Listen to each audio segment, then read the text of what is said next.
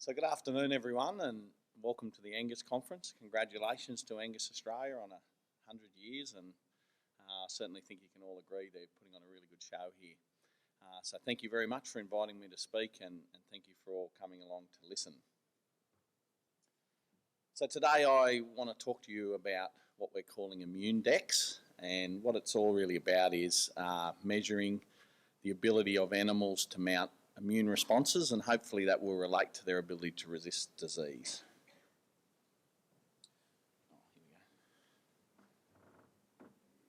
So I need a little bit of audience participation to start, and you can't not vote on this. You have to go one way or the other.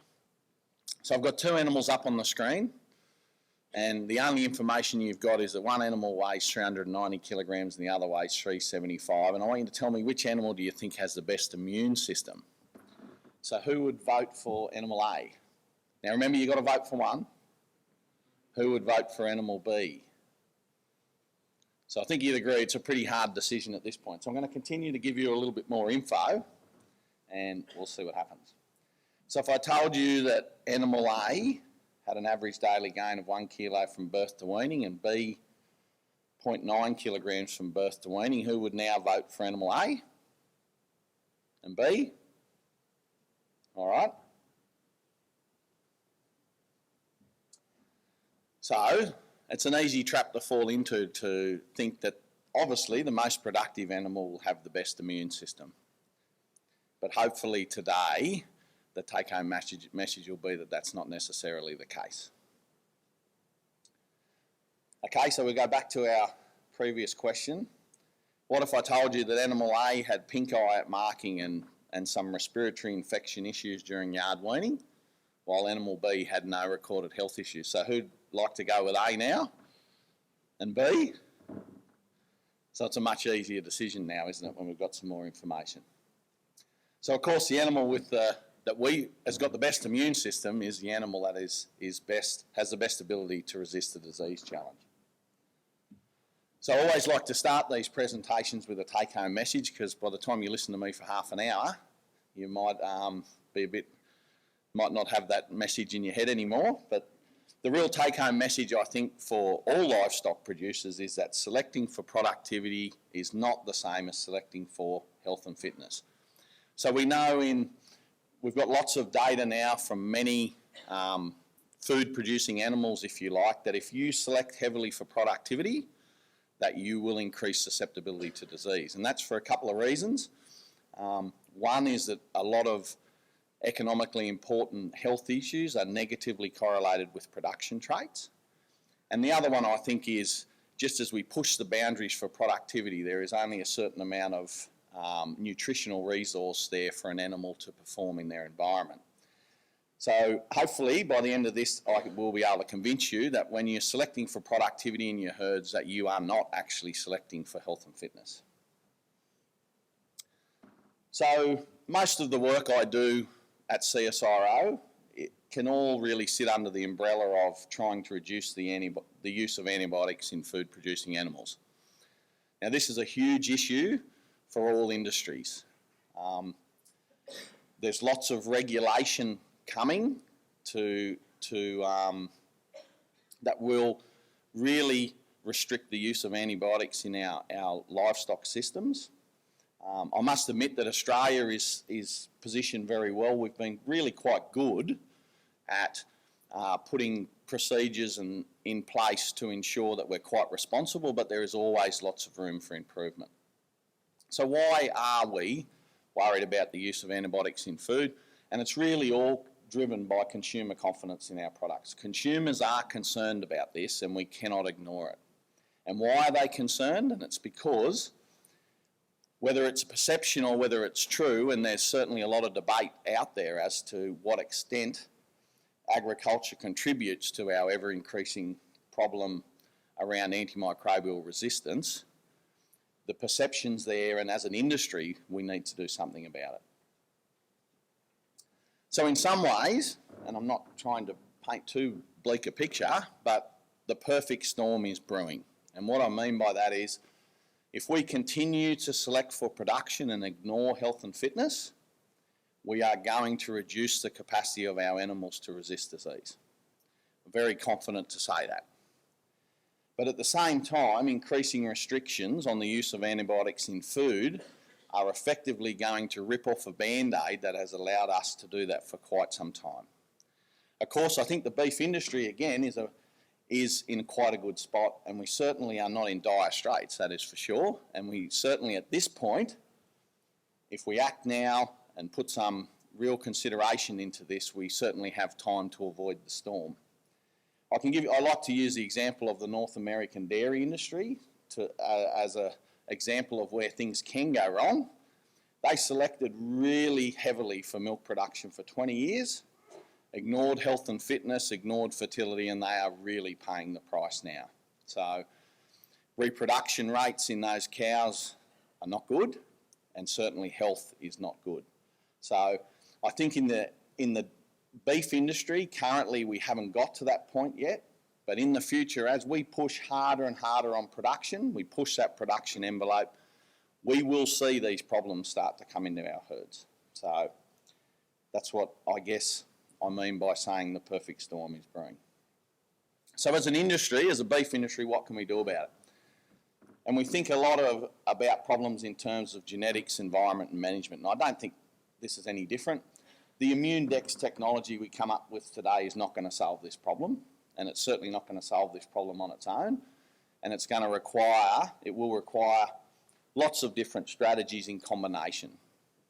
So from a genetics perspective, the Immune Dex technology, if you like, or strategy that we'll talk about today is around it's a long-term strategy, trying to improve the genetic ability of animals in our herds to resist disease.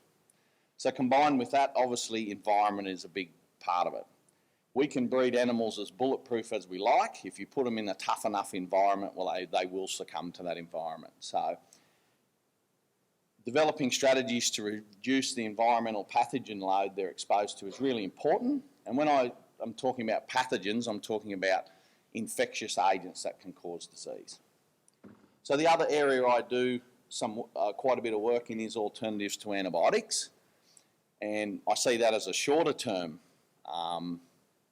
strategy, if you like, but that is all around trying to find alternatives until such time as things like our genetic strategies improve that resistance. But my message to beef producers in Australia is that we need to be proactive and not reactive.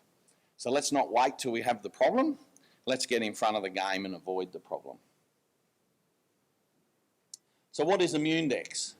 So Immune Dex is an index like a lot of other indexes we see, but it's all about predicting the ability of an animal to mount an immune response when they're under stress. So I think a really important part of the work we do is the stress part. So we know that when we're stressed we get sick. Animals are no different. It's when you put your animals under stress, whether that be at weaning, whether that be at feedlot induction, it's these critical times in that production chain where animals tend to succumb to disease. We get the highest incidence of disease.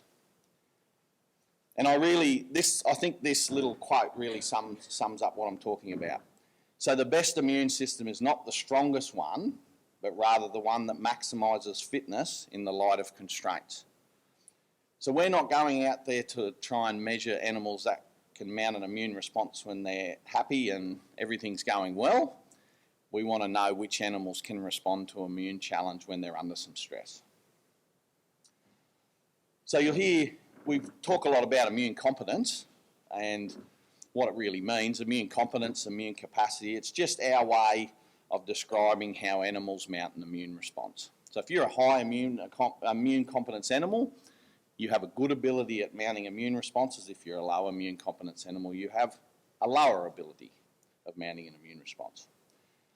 So what are we hoping Immune Dex will do for Angus producers? It'll just allow them to place some selection emphasis on immune competence for the first time. Now, I'm by no means going to stand up here and tell you to stop breeding for production. Of course we're not going to, but what I'm asking you to do is put some selection emphasis on health and fitness on the road. So at the end of the game, we've got animals that are highly productive, but they're also have the ability to really thrive in their environment. So how do we go about assessing immune competence?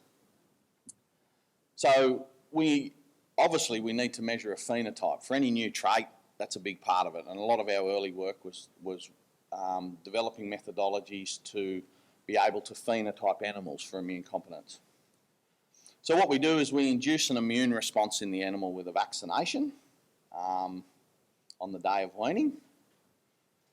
And then we come back later and measure the immune response. There's not a lot of rocket science involved here.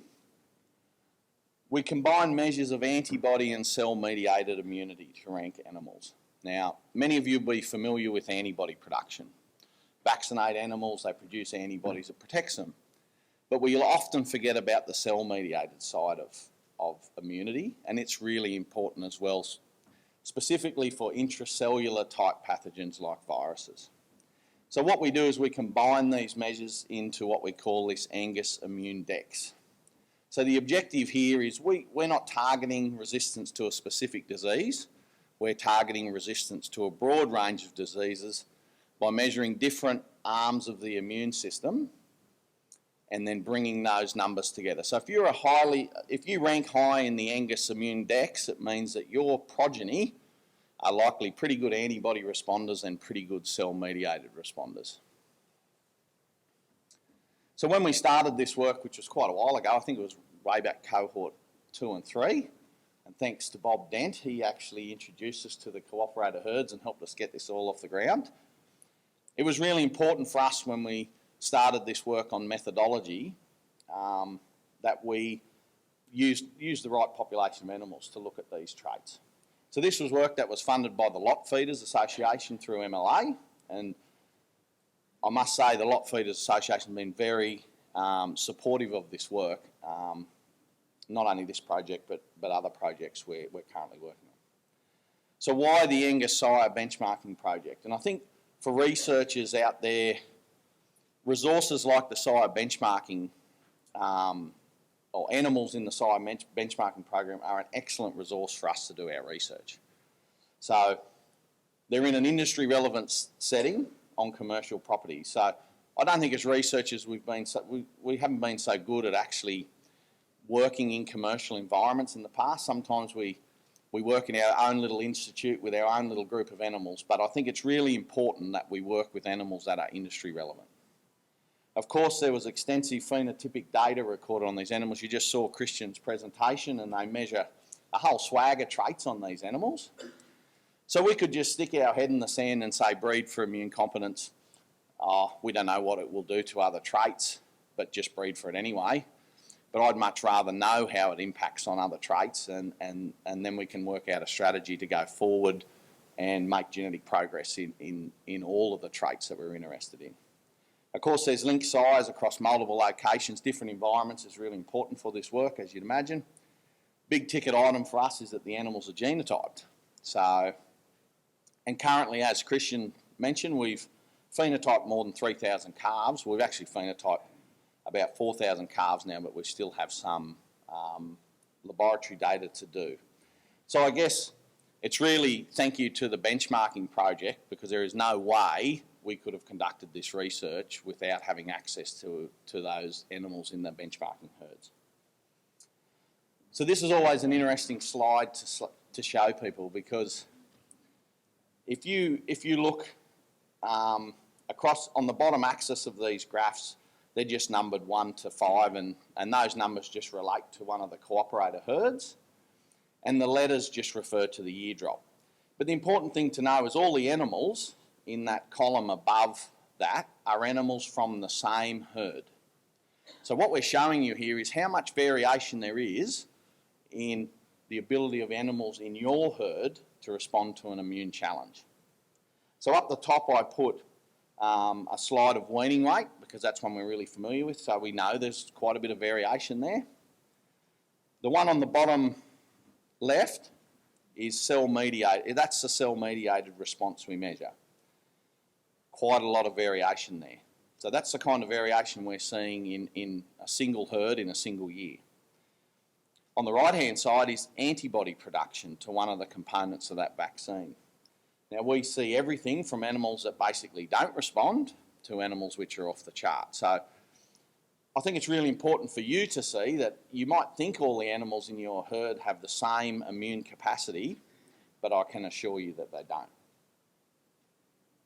So what we did in that early work is we followed from cohorts 2 and 3, we followed just under 1,000 of those steers through the feedlot and recorded health on those animals at the feedlot.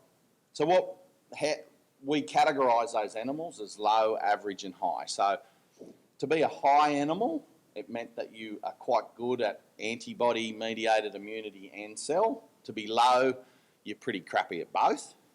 And to be average, you're in the middle. So there's a lot of animals in the middle. There's not many in the high and not many in the low. But this was just to see what happened when we put these animals into a feedlot environment. So I can't get my pointer to work, but reported health issues, that looked really encouraging. The low animals, we had 15 cases per 100 head. Average and high were similar. That looked good. Then we looked at sick days. And what sick days is reflecting there is the time from when an animal's pulled from a feedlot pen because of a health issue to when they return to the feedlot pen to become productive again, or they don't make it back to the feedlot pen. So this was interesting because the lows we had 80 sick days on average, the average we had 92 and the highs 115.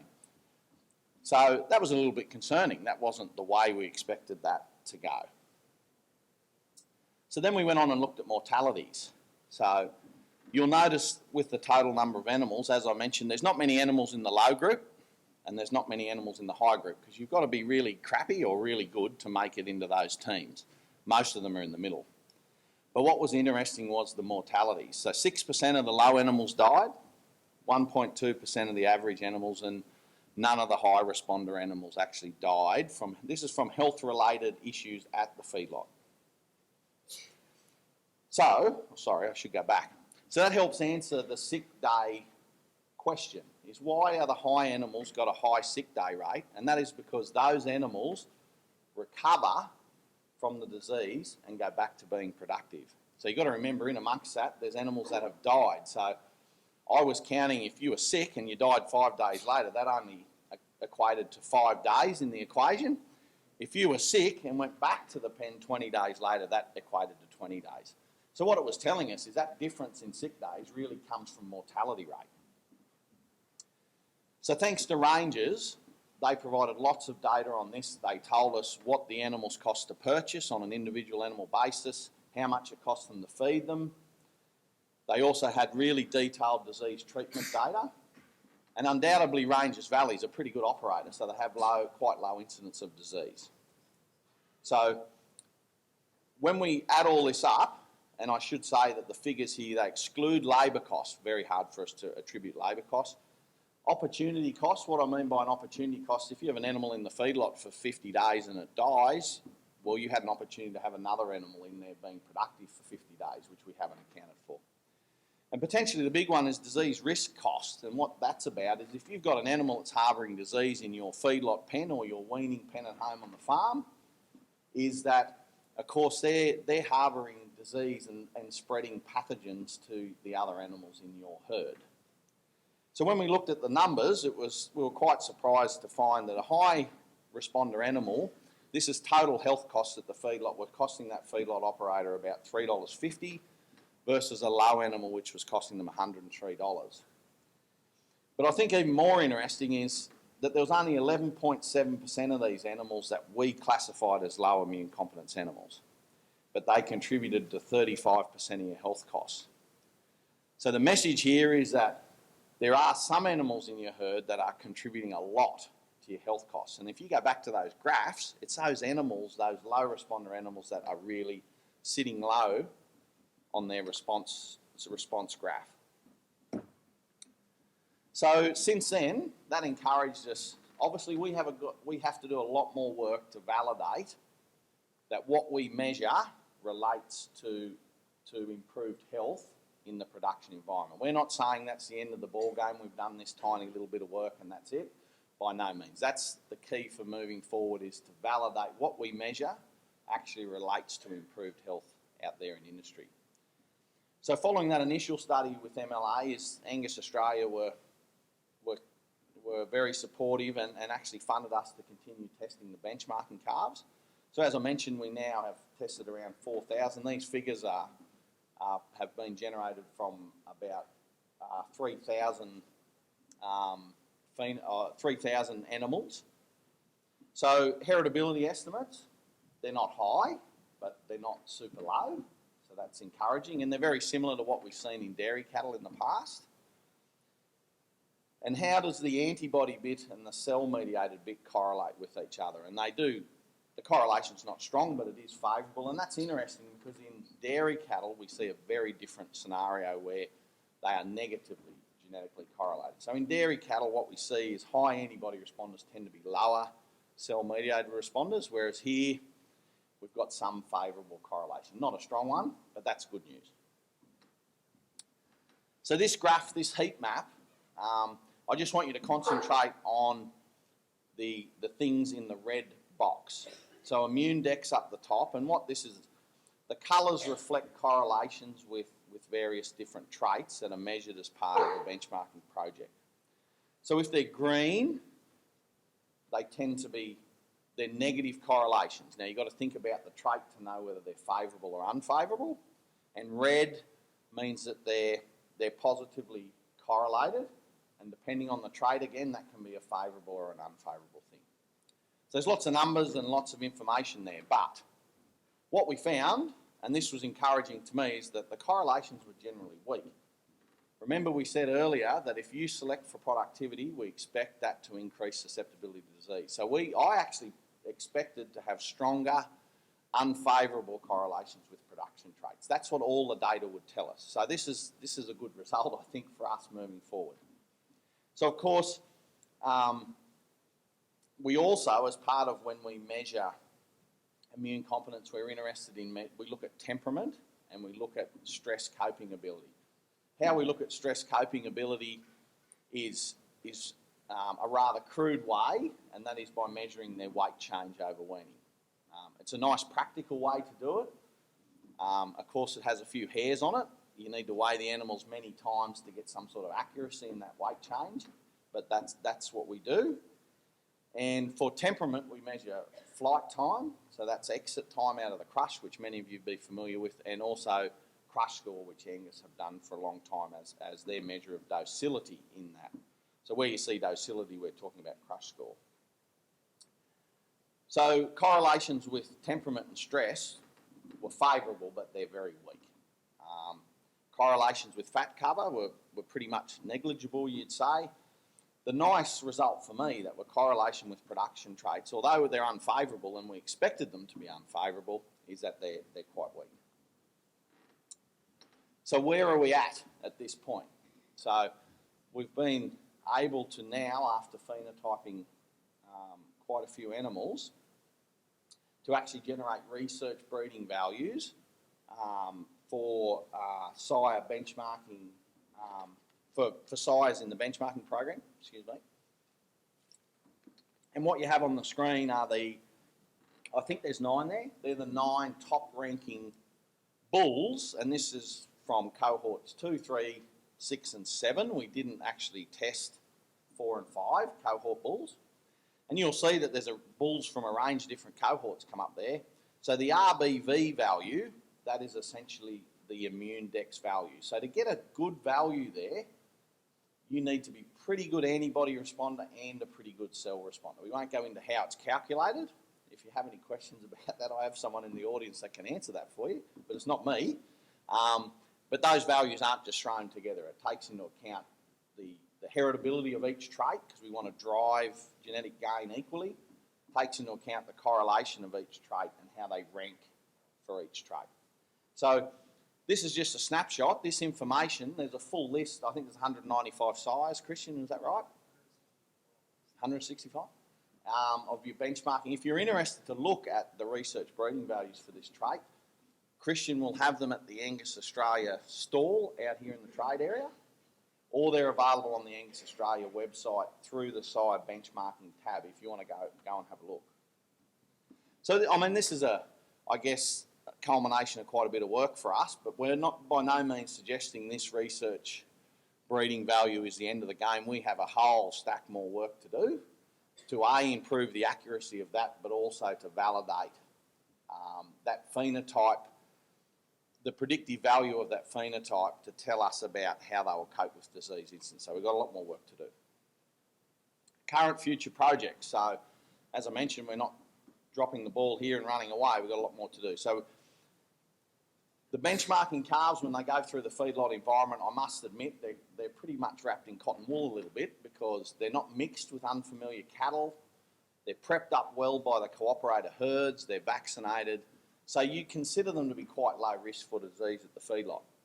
So what we would like to do now is, in a more normal feedlot setting, is to really start to test whether this immune competence trait results in improved health. So we've got a 3-year project funded again by the Lot Feeders Association through MLA, through the Genetics Consortium. It's just commenced. Next year we'll hope to test 1,000 calves on commercial properties and to follow them through, really closely follow them through the feedlot and out the other end to collect offal data at killed at the abattoir. Of course, we're really keen to keep assessing calves in the benchmarking project, and hopefully that will continue over the next few years. And we currently do about 1,000 calves a year. So we constantly wanting to get more phenotypes, improve the accuracy of what we do, and validate the predictive power of those phenotypes. So what next? So of course, continue phenotyping to improve the accuracy. We also need to look at ways to improve the practicality of the test. Currently, we have to come and visit the farm 3 times to do this test. So we're interested in looking at ways to streamline that process while still getting the phenotypic data we need. And we're also looking at other things we can add in to that immune dex, so that index. Are there other measures that we're not considering at the moment that we can throw in the mix and that will improve our ability to predict animals that can better resist disease?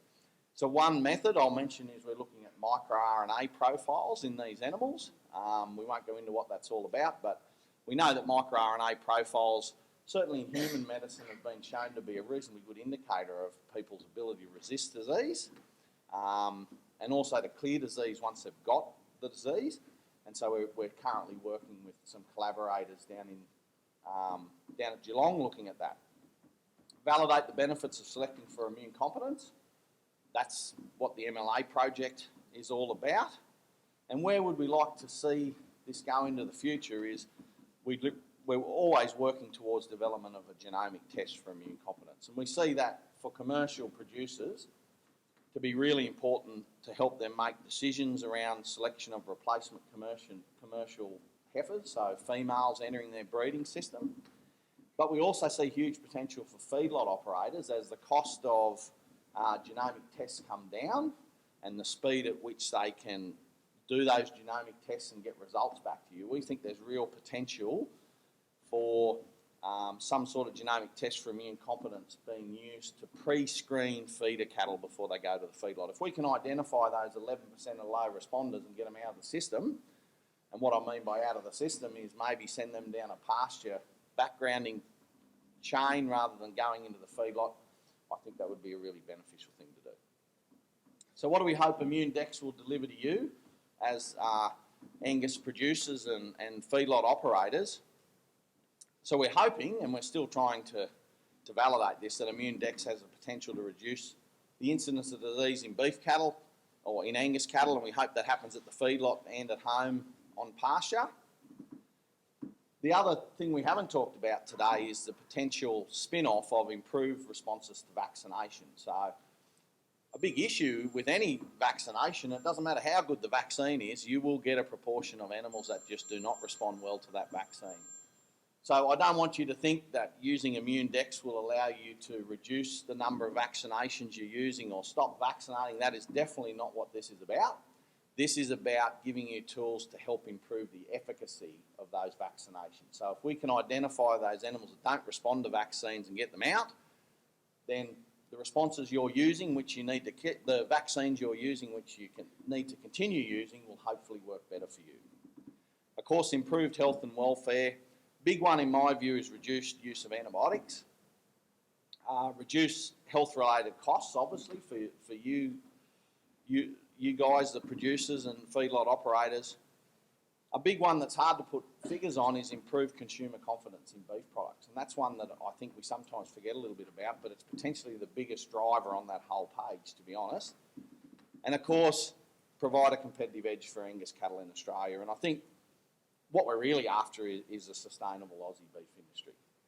So that's about all from me, but I would like to especially thank the people who funded this work.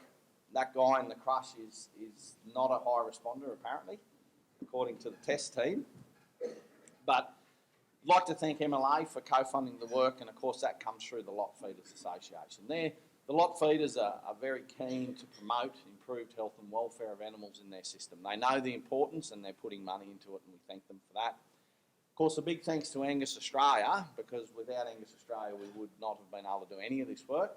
So a big thanks to Bob Dent, who was essential in kicking this off by introducing us to cooperator herd owners early in the piece, and subsequently to Christian and Nick, who facilitate access to those animals for testing and also help us with the testing. So we really appreciate that. And I'd have to say we've developed a really good relationship with Angus Australia, and I think research communities like CSIRO need to foster those relationships. It's really important that we're working with people that are at the forefront of the industry. So a big thanks to the cooperator herd owners.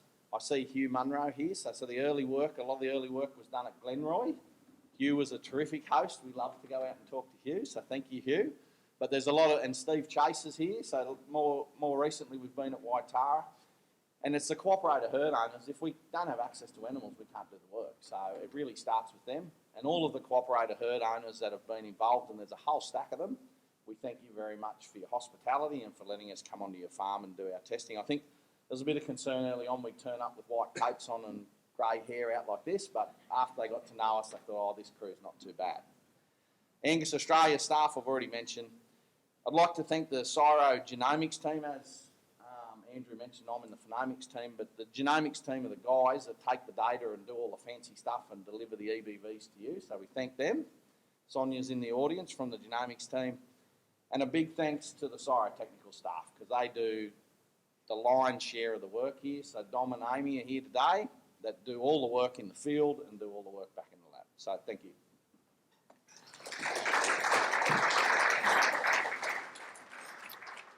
Okay, we've got time for one question for Brad. If not, we might move on. Just before we go, Brad, you're not allowed to go just yet. Just for those of you that are interested, as Brad said, the first Immune Dex values for all the sires in the sire benchmarking program are available from this document that will be from the Angus Australia trade site. So really encourage you to go and get some of those copies and have a look at those Immune Dex values. I'd also take the opportunity to really thank the CSIRO, and I really want to acknowledge the great partnership that we have between Angus Australia and CSIRO. As Brad said, this project has been going for some time now, but we're starting to see reap the benefits of that collaboration and start to get some really good stuff coming out of it. So from an Angus Australia perspective as well, we do really gratefully acknowledge that partnership and thank Brad for coming down today. And Brad, I think I'm supposed to...